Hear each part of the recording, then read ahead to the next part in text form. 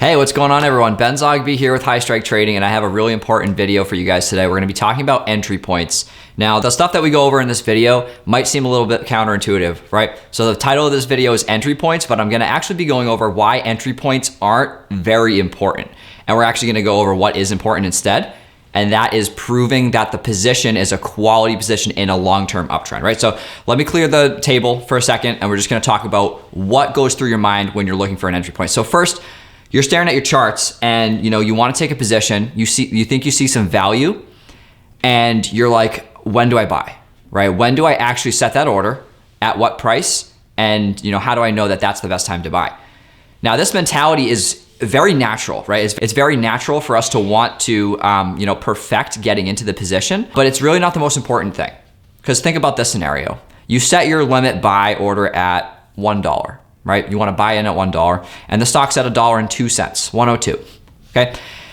You set your price at $1 because you think it might dip down to $1, and then your target price is maybe 110. So you're looking for a 10% return. Now in reality, what happens is it just goes directly from 102 to 110, right? So you sacrificed 2%, right? You sacrificed 2% on that trade because you thought it was going to come down from 102 to 1, but you gave up that 8% gain. Right? So that's the whole concept that we're gonna go over in this video, is that it's really not as important to nail the entry point as it is to nail the trend overall. So as I said, guys, trends have much more importance than entry point. We're gonna go over a few examples in my computer of trades that I made throughout the past week in a minute. But overall, what we wanna be thinking is trend. It's so much easier to take our emotions out of the picture, off the table, out of the equation, when we're trading an overall uptrend than it is if we're trading something that's sporadic, right? How does that tie into entry point? Well, if you're concerned about your entry point, right, you're probably gonna be even more concerned about your entry point if you believe that you need to nail the entry point to make the trade, right? If your trade doesn't work unless you get in at the best exact possible price, then your odds are the trade doesn't work at all. So if you're trying to get in, again, guys, the same example, at $1 and sell at 110, your trade doesn't work if it doesn't dip to $1. And if you're relying on getting that price, then the trade probably should be nullified. You probably shouldn't even be taking that trade. The other thing to look at is, what do we want to do when we compare hindsight to foresight? So if we're looking back at a chart, it's extremely easy to pick out the highs and lows, right? Anyone can do this. Anyone with a computer, anyone with a trading broker can tell you where the lowest point was and where the highest point was.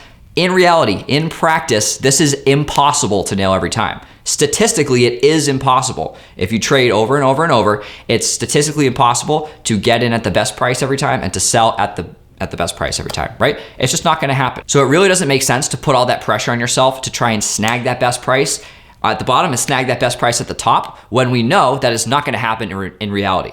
So that's when we turn our mindset to getting in a good trend, right? Just buying in the good trend. We'll go over something called cost averaging in a minute as well. Another strategy you can use to kind of take some chips off the table and to mitigate some risk. But for now, guys, I'm gonna hop into my computer and let's take a look at 3 trades that I made over the last week where entry point was not optimized, but I still was able to do well on these trades. All right, so the first stock I wanna show you guys is DermTech. Now, obviously, the point that I was making about finding an overall strong uptrend, huge with DermTech here, right? DermTech has been ripping it, has been killing it, right? Very strong uptrend. These are the types of things that we want to see. And not only is the trend strong, but the fundamentals of the company are strong. I'm not gonna go into exactly how we determine that, right? There's a lot of different factors that you can do research on the company's fundamentals as well to see that extrinsic value is severely different than intrinsic value. That's a whole separate video, but it does help in a situation like this. So these 2 arrows were actually the 2 points where I entered and exited on this stock throughout the last couple of weeks. So my average price here was about $60. Now, could I have gotten a better price? Absolutely. The stock went down to $50. But is it feasible to expect myself to get in at that $50 price point? Absolutely not. Because look, the absolute lowest price this thing ever hit after the fact was right around 50 bucks. So even though my entry point was not optimized at all, I was still able to make a profitable trade despite that higher entry point. Now, you might be saying, well, where does the stop loss come into play? Where do you cut your losses, right? If it goes down to 50, 45, 44, right? What's the trading plan here?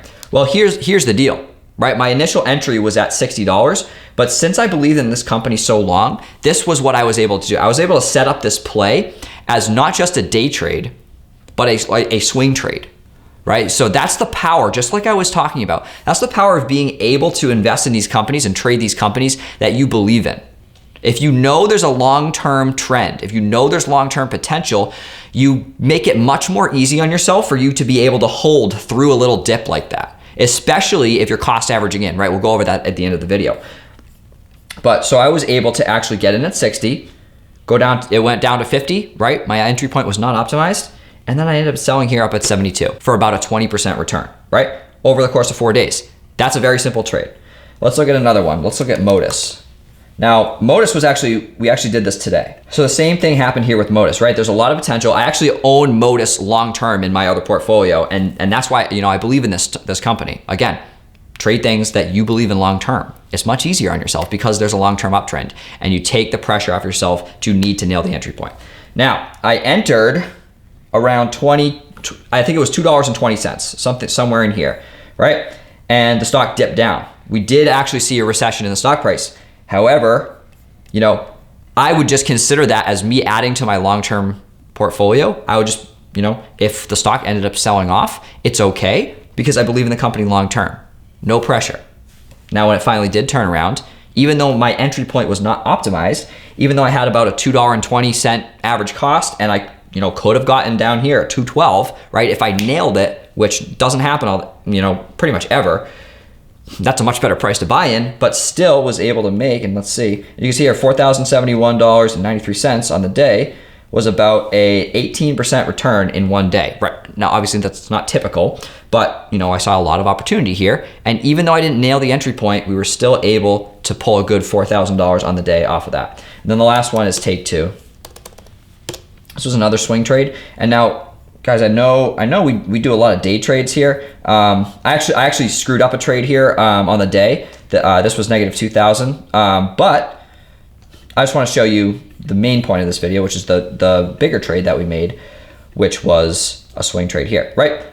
The entry point was pretty good, right? There was a pretty good amount of optimization on that entry point because by the time I did buy there are very few prices in the future that would have been a better buy at. That being said, it still proves this point because we're trading a long-term uptrend. This is the point that I'm trying to get at here, is that you want to do two things when you're trading. You want to make sure you're trading things that have long-term uptrends, especially as a beginner. One, and then two, you want to make sure you're not worrying about your entry point, you're worrying about the trend itself, right? Kind of the same thing, but still. And then eventually we were able to turn this in for a 50% profit, right? All because we believed in that trend.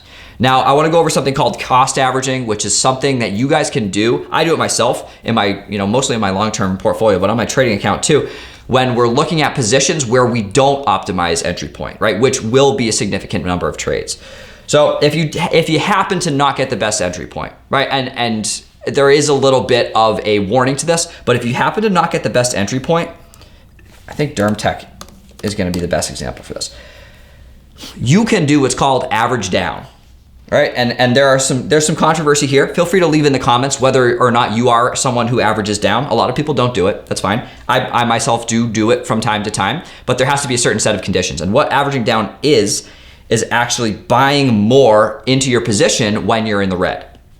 So my initial position, let's just say it's here at 47, right? We have a really strong trend. This right here, very, very strong trend. Also, fundamentals are sound, which back it up completely. So, I decided to take a trade on DermTech. For whatever reason, the trade goes the wrong way, right? It happens. So now I'm in the red. My trade is actually losing money. So you sit there and you say, well, I have a losing trade. I'm in the red, but the stock costs less than it did when I initially bought. What do we do here? Now you can do one of two things. One, you can actually one of three things. You can bag hold, which means just hold your position and wait and hope that it recovers.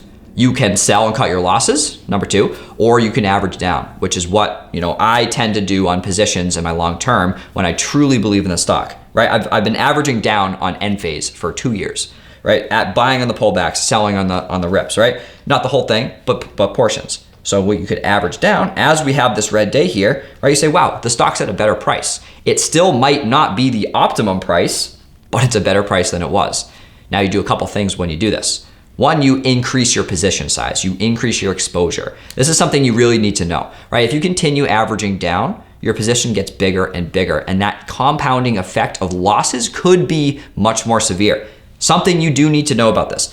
The other thing is, on the upside, the exact opposite. If you end up averaging down, you do a couple good things for the upside, right? You lower your average price, your average cost, which means the stock needs to recover less for you to break even and start being profitable on that trade. And two, when the stock does recover, you increase your profit margin, right? You own more shares, so the more the stock goes up, the more you make, right? That's called cost averaging. I wouldn't recommend doing this, with no experience. If you're someone that's very new to trading, I would focus more on choosing quality positions and quality trends. But if you are someone that is, starting to advance to that next level where you're starting to gain confidence in your positions, and you know that, you have a very good sense that when you choose a stock, it's a quality stock. And when that stock does, for whatever reason, sell off, then, buying in is a good opportunity. Then I really recommend at least considering cost averaging. Now, one thing you want to be really careful of when you cost average is making sure that your emotions never overwhelm the position itself. So if at any point you start caring a lot about this position, like you are saying, oh wow, I got a lot of money at stake, and that is a result of you cost averaging, then let's make a note of how much money is in that position, because obviously it's not okay with you risking that much money. And you want to make sure going forward that you don't have that much at stake in a particular position. Okay, that's the other thing. Last thing I'm going to end this video with is emotions, right? So the bottom line of trading really is not caring.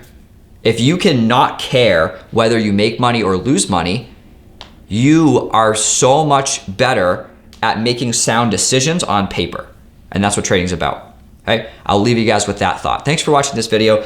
We went over a lot of important stuff, cost averaging, making sure that the entry point is not the only focus of our trading, and thinking about the trend rather than the actual best possible price to get in and out of. If you like this video, please toss us a like, subscribe to our Highstrike trading channel. We're gonna be making videos like this all the time, coming at you with a lot of great free content. I hope to see you guys in the next video.